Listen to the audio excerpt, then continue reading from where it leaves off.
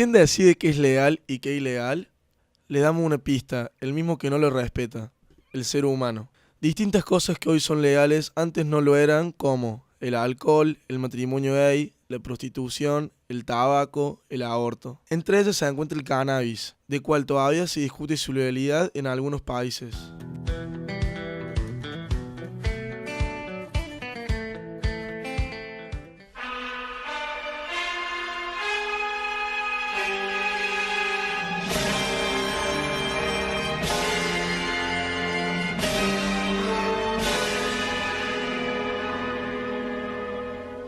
Marijuana, the dried leaves and flowers of the Indian hempweed, is used in the form of a cigarette. Marijuana smoking, experts point out, can make a helpless addict of its victim within weeks, causing physical and moral ruin and death. Should you ever be confronted with the temptation of taking that first puff of a marijuana cigarette, don't do it. En su momento, la sociedad global creyó todas estas falacias impulsadas por gobiernos corruptos, industrias ligadas a infinitos intereses económicos y sociopolíticos, todas estas sin ninguna prueba fehaciente científica.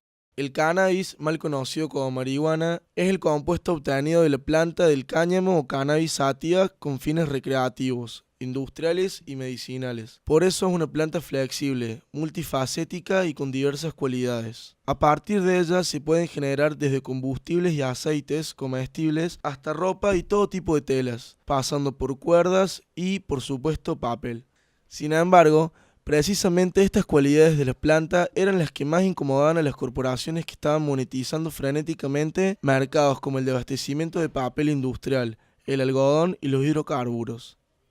Hearst, un hombre de negocios, no tardó en darse cuenta de la necesidad de eliminar el cáñamo del mercado y junto con otros empresarios presionó al gobierno para que se criminalizara por completo el cultivo de esta planta. Incluso Hearst puso a disposición su ejército de diarios para promover una campaña cultural en contra del cannabis. Y como parte de esta iniciativa se adoptó por primera vez el nombre de marihuana, una palabra con fonética recordable, breve y precisa para designar a esta diabólica planta.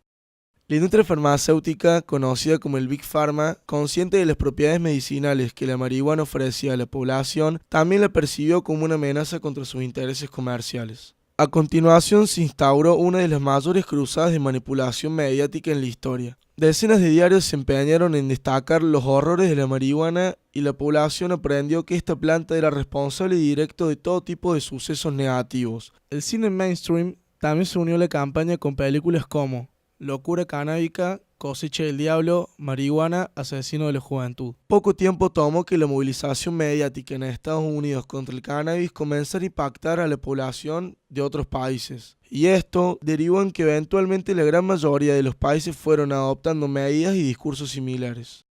El marco legal ha sido afinado para obstaculizar la posibilidad de legalizarla y también la propaganda ha sido refinada, pero en ningún momento ha cesado. Lo cierto es que en un sistema completamente volcado al mercado, en donde la conveniente o nociva naturaleza de un fenómeno social o medioambiental se mide exclusivamente a partir de un criterio financiero, resulta objetivamente obvio que el gran mercado de drogas alrededor del mundo, a fin de cuentas, no debe molestar a los principales promotores de este sistema, gobiernos y corporaciones. El Senado de Argentina aprobó el uso de la marihuana con fines medicinales.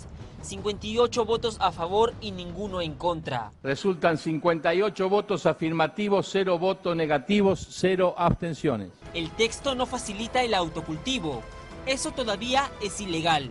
Lo que hay que hacer es cambiar el paradigma. Entonces nosotros lo que hacemos es eso, llevamos conocimiento, educamos y con la educación se llega a estos resultados, votación por unanimidad. Queríamos esto, queríamos a la ciencia involucrada, queríamos a los médicos afuera del oscurantismo en el que estaban metidos. Sé que hay muchos científicos y que hay muchos médicos que estaban esperando esta ley. Lo que acaba de aprobar diputado de la Nación es la utilización del cannabis medicinal, la utilización del aceite de cannabis para tratar distintas enfermedades.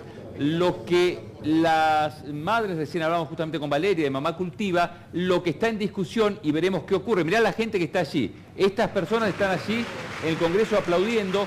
Lo que está en discusión, Marcos, si me estás escuchando, es el tema del cultivo. Ahora, el marco legal o la ley establece que se puede utilizar el cannabis para uso medicinal, pero no autoriza todavía la producción o la venta dentro de lo que es el territorio.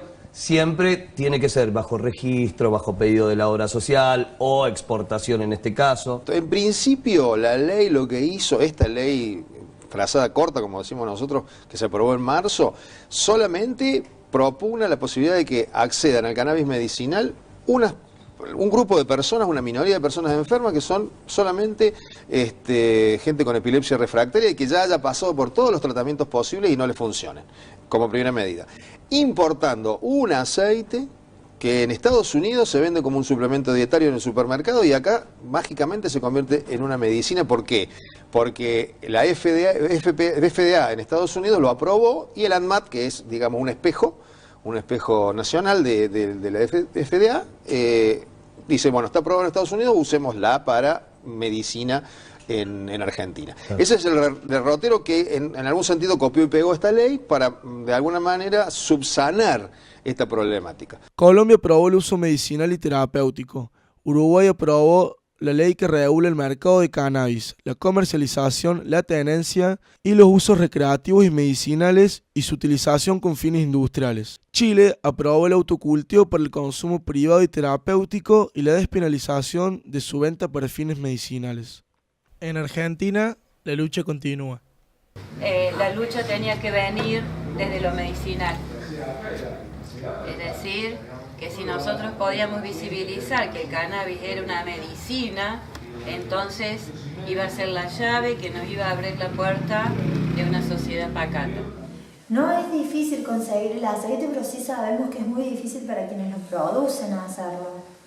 Porque a pesar de esta nueva reglamentación que salió en el Congreso, todo, como todavía eso no tiene forma y no está tampoco determinado hacia quién o quiénes van a ser los usuarios que se van a beneficiar con eso, por ahí para ellos es difícil producirlo, pero conseguirlo no es complicado.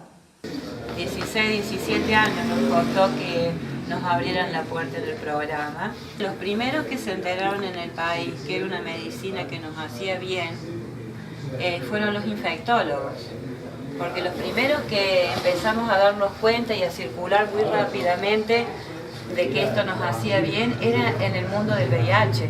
Cannabis significa planta de dos sexos, ya que puede ser macho o hembra. El compuesto químico psicoactivo predominante en el cannabis es el tetrahidrocannabinol, THC. El cannabis contiene más de 500 compuestos químicos diferentes, que tienen efectos distintos a los del THC y también actúan en el sistema nervioso.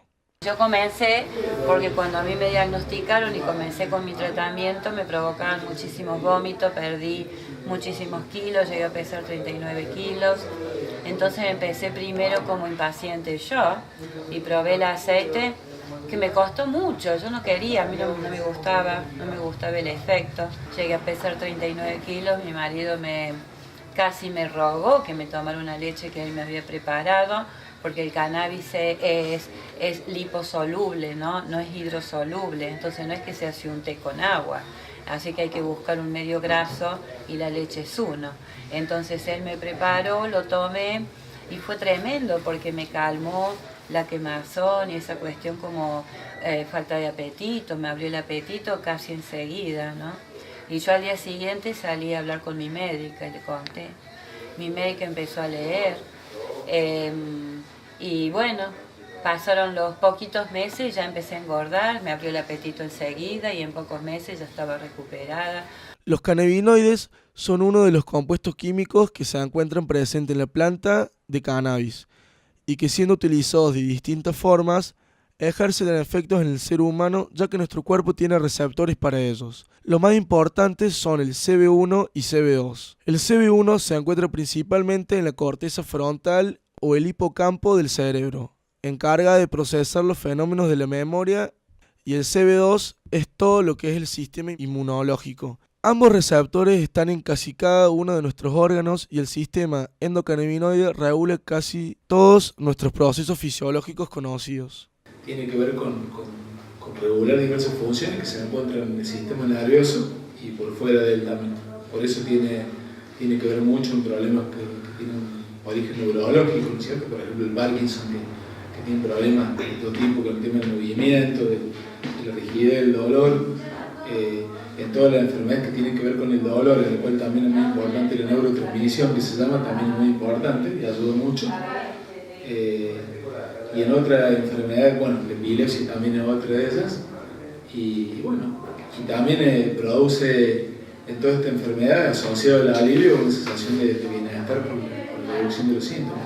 Tenemos que escucharnos porque la dosis es muy personal. En particular lo que hago es acercar la dosis, el concentrado, de acuerdo a la experiencia que tenemos en tantos años por las patologías que nos consultan. Pero a veces un mismo peso, edad, diagnóstico, sexo y demás tienen gotas diametralmente distintas. Entonces lo que hacemos es acercar el concentrado, se empieza con una dosis muy baja, se va subiendo muy despacito porque primero trabajamos los efectos indeseados, después empezamos a trabajar del combo de patologías. Cuando son varias, elegimos una central para comenzar a trabajar y lo que hace las concentraciones dosis tan particular que nosotros lo trabajamos paciente por paciente. Asma, hiperglicinemia no cetóxica, demencia progresiva, PC, que es parálisis cerebral, esofagitis, hernias de disco, escoliosis y pinzamiento, depresión, fibromialgia y diabetes, epilepsia, migraña, pánico y ansiedad, es el diagnóstico de otra paciente, hipertensión, artrosis severa de rodilla, inflamación de vejiga, autismo, fístula anal, esquizofrenia, esquizoencefalia, epilepsia con arritmia cerebral, reflujo gastroesofágico, hipotiroidismo, ACV isquémico, diabetes, hipertensión ocular, TOC, esquizofrenia, osteoporosis, Parkinson, en fin. En enfermedad estoy mejorando muchísimo. Puedo caminar con cierta dificultad, pero camino. Y el cannabis me ha aliviado los dolores, porque antes caminaba y como los músculos están sobreexcitados, duelen. ¿Y ahora caminas sin dolor? Con el cannabis sí, se fueron todos los dolores. Me alegro. Y aparte podés dormir mejor. Tener un sueño más estable. Juan comenzó a ser usuario de cannabis el año pasado, más o menos noviembre, diciembre del año pasado. Comenzó a usar el cannabis porque yo empecé a hacer como una investigación para ver qué podía llegar a mejorar la calidad de vida del Juan en su diagnóstico. Lo que más afectado tiene es el lenguaje. Entonces, al tener afectado el lenguaje, tenía conductas de impulsividad, irascibilidad, todo lo que trae aparejado no poder hablar, no poder comunicar lo que sentí. Empecé a leer y me topé con una investigación que se estaba haciendo en Israel con cannabis medicinal y autismo, que era la primera que se estaba realizando, el primer estudio formal. A partir de ahí empecé a buscar acá en Córdoba quién podía suministrar el cannabis medicinal y bueno, empezó a tomarlo. Empezó con una dosis muy bajita. Lo que sí te puedo decir es que noté a partir del cannabis sus spans de atención fueron aumentando y estaba como más tranquilo.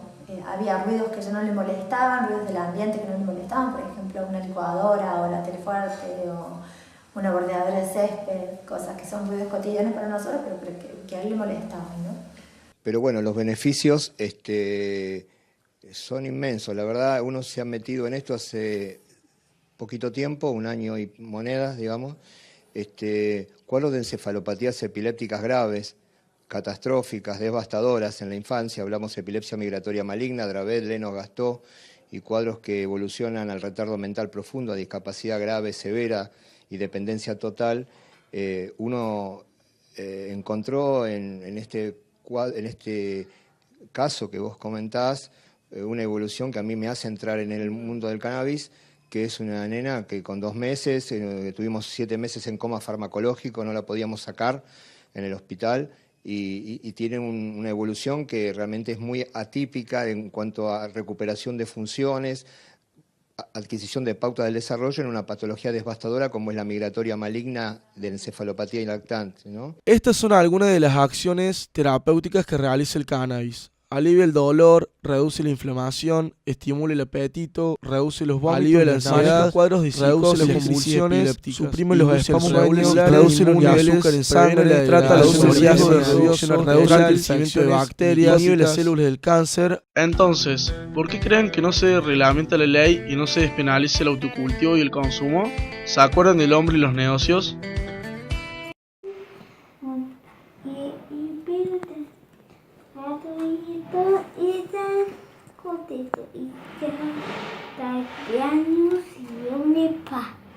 Y con el colorado, el cuento de caballo mágico, Satinimanayo.